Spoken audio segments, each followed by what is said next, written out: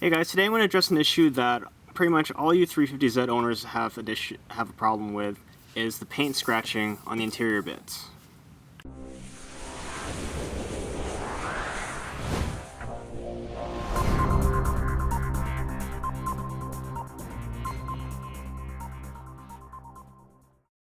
The 350Z is an amazing deal, and they've pretty much over-engineered everything but the interior. For some reason they decided to do nice plastic panels, but then they decided to paint it for whatever reason, because I've only seen these things in black. I don't know why they just didn't do a black plastic to begin with, why they start off with this silver or gray and paint it with black. And you can see here it scratches off very easily. So when you're buying a 350Z used, don't worry about the interior. They're all like this.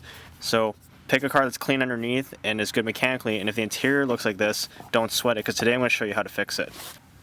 So first we're going to pull off the panel. We're going to use a specialized tool I got from 12 Volt Tools, and it's just going to pry up.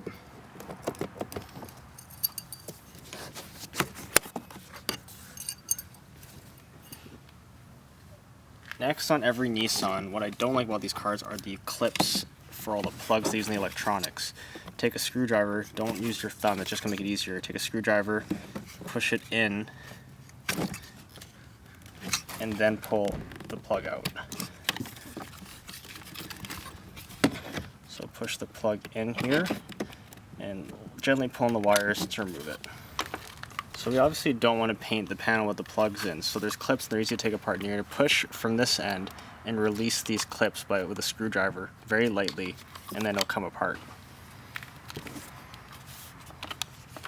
So showing on the power switches, we're just going to release it while pushing out so it doesn't clip back in like that.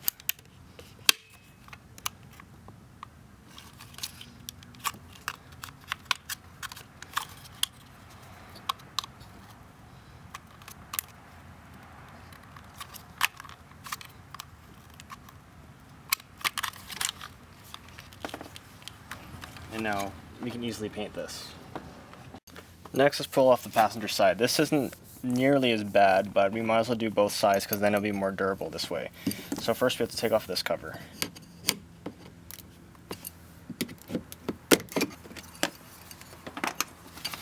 Inside you'll find two 10mm bolts that hold this in, then you can release this.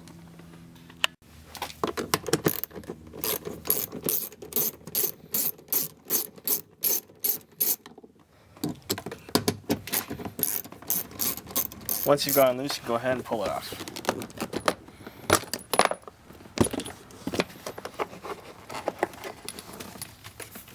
Same procedure, pry this out.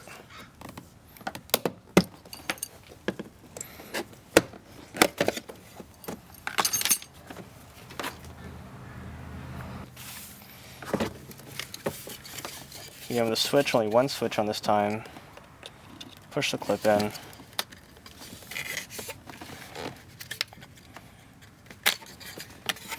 And then we're going to release it.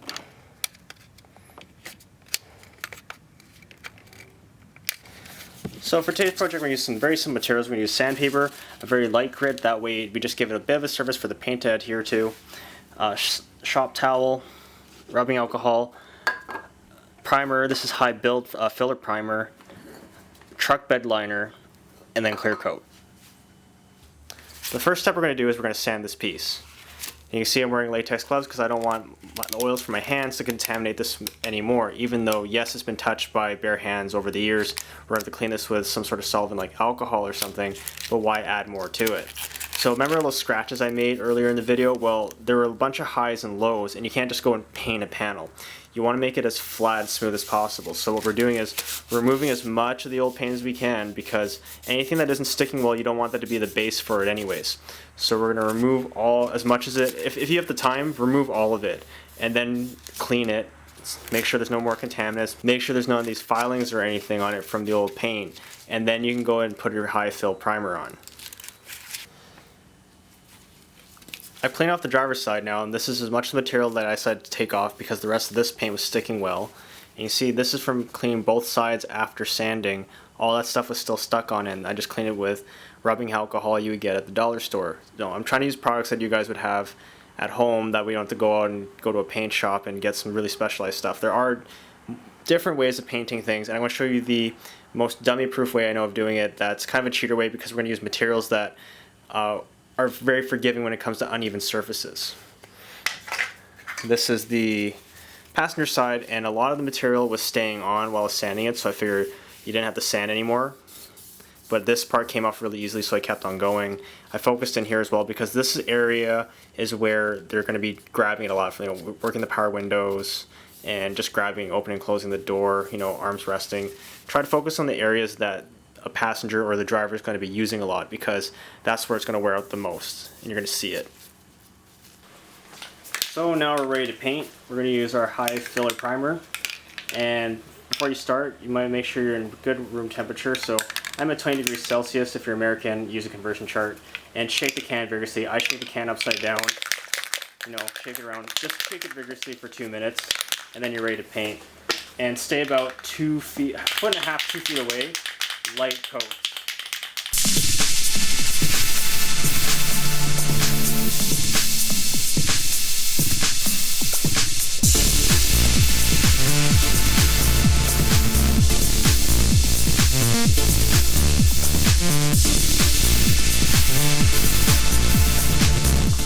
So we're not trying to cover it all in one shot. So this is a light coat, and then we're going to wait a few minutes, about 10 minutes for it to tack up again, and then we're going to hit it again.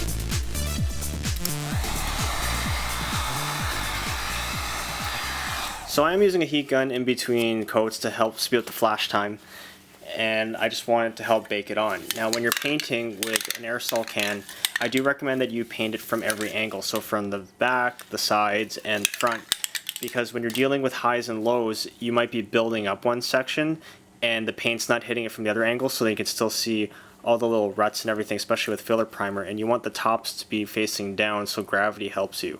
So remember, light coats and hit it from every direction. Now we're going to use truck bed liner for this stage. Now usually if you're trying to make a perfect piece, you're going to use some sort of enamel paint that's going like your base coat, which is going to be like whatever color you want, but you have to make this perfect. So you have to go down to 2,000 grit, like start at 1,000, then go down to 2,000, keep going so you get it absolutely perfect. The nice thing about this is it's like texture paint, but it's not as aggressive. Now texture paint that you get for interiors is really bumpy for the most part. This isn't as bumpy, but it's still, if you don't put clear coat on it, it's going to feel like grip tape kind of on a skateboard. So that's why I use clear coat to help smooth it out. But this stuff is a little bit for an easier way of painting, because it is textured and it will mask a lot of your imperfections. So we don't have to sand the filler primer if you don't want to. Again, shook it vigorously for 2 minutes.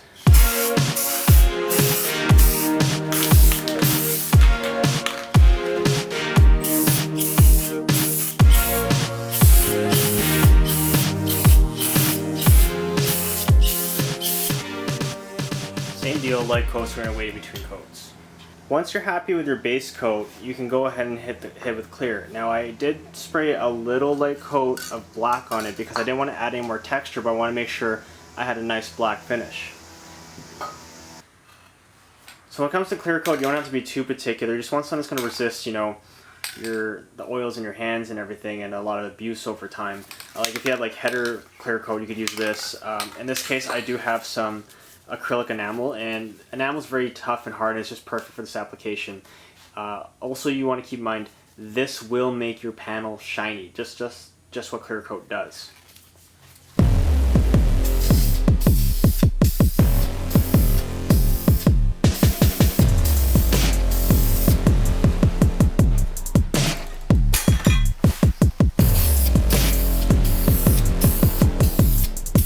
Once you're happy with your panels, all you have to do is let them dry and then you can reinstall them. I got some other stuff to do in the car, so I'm going to wait at least an hour before I put these on.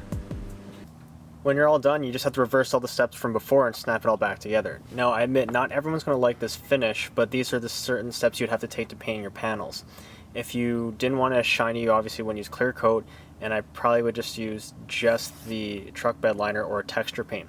Now, the downside to a texture paint or anything that's rough is if there's dirt in your hands, it's going to easily get caught in there. If you want something that's going to be kept clean easier, you're going to have to do a base coat, you're going to have to do more sanding, and you have to keep this all nice and smooth. This, though, is going to be very durable. It's going to be very easy to touch up over time. So pick and choose what you want to do. This is just my tips on how I like to do it. The passenger side turned out pretty solid. Like I said before, other options would be you would do a smooth finish.